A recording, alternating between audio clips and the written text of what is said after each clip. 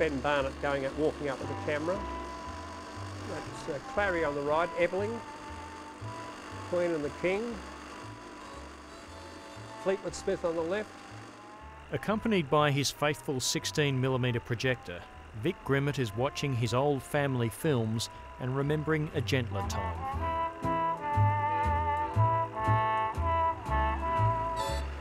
Well, they really got taken around when they were over there in the early days of tours. Everyone gave them all the best of everything. But these are no ordinary home movies. Vic Grimmett is the son of Clarrie Grimmett, best known as a crafty leg spinner who took 216 wickets for Australia during the 1920s and 30s.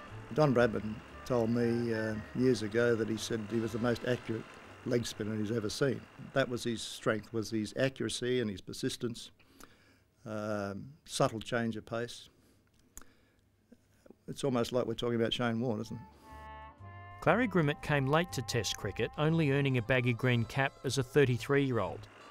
But he made up for lost time, and his haul of 44 wickets on the 35-6 tour of South Africa remains a record for an Australian bowler in any series.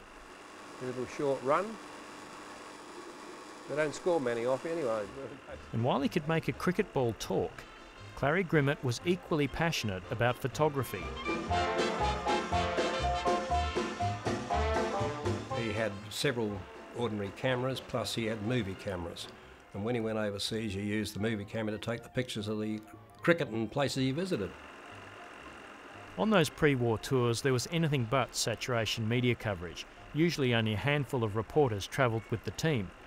So Clarrie Grimmett saw an opportunity to turn his hobby into a nice earner.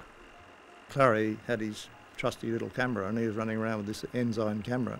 Then he got a movie camera and he was snapping furiously. I mean, Clarrie was also selling a few pictures on the side of the press. It's a great scene, isn't it? They're all cheering Woodville in.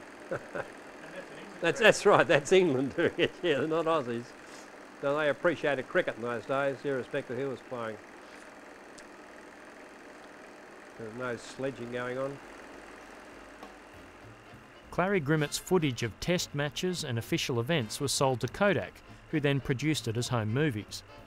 But it's the unofficial moments that weren't sold that offer a priceless time capsule of the era, such as the Australians visiting a gold mine outside Johannesburg. That's Bill O'Reilly, Bill Brown, Darling in the background. That's Clarrie.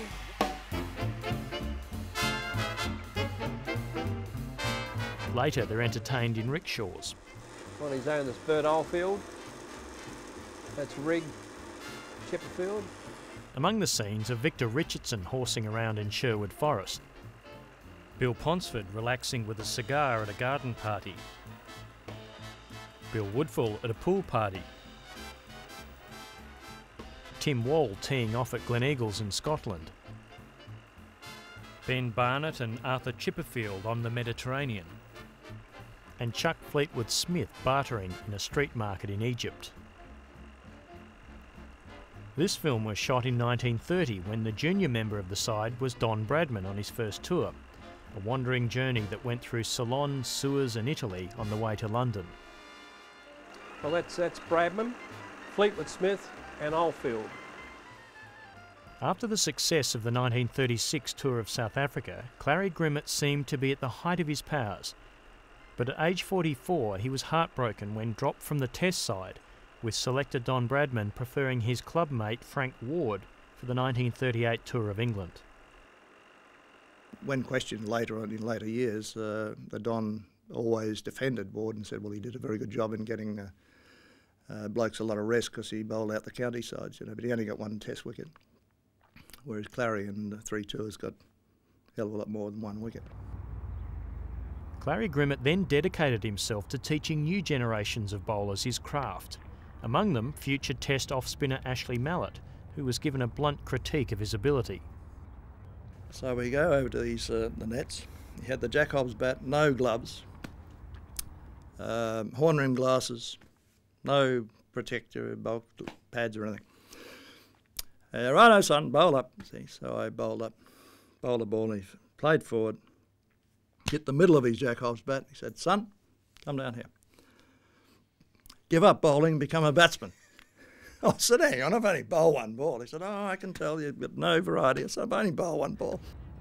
Despite mentoring hundreds of youngsters, there was one at home who often missed out.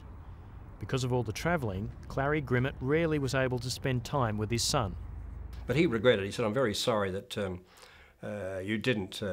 I didn't give you some lessons in bowling, but, you know, he's very busy because he'd come home and then he'd been playing interstate. These days they don't play interstate cricket.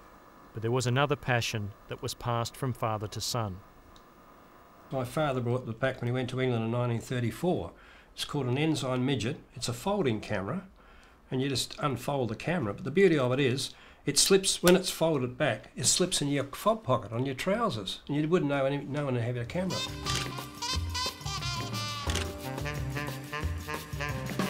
With that camera and others, Vic Grimmett forged a long career as one of Adelaide's best-known photographers. For over 50 years, he's snapped portraits, shows and celebrities, including the Beatles, whom he shot for the Women's Weekly. So I organised this picture of the barbershop quartet, and I'm just about to take it, and this photographer rushes up. So I said, hey, come on now, come on, this is my shot. And Lennon turned around and said, yeah, give him a go, it's his shot, you've had your turn. You know, and it's quite funny, so he backed me up. Recently, the best of Vic Grimmett's photography was published in a book, and soon his father will be remembered in a biography written by Ashley Mallett. Between cricket and photography, they've left many indelible memories. They'd have a great time travelling over there because they stopped at all these places and seen the sights where these days the guys just fly across. How different the world was then.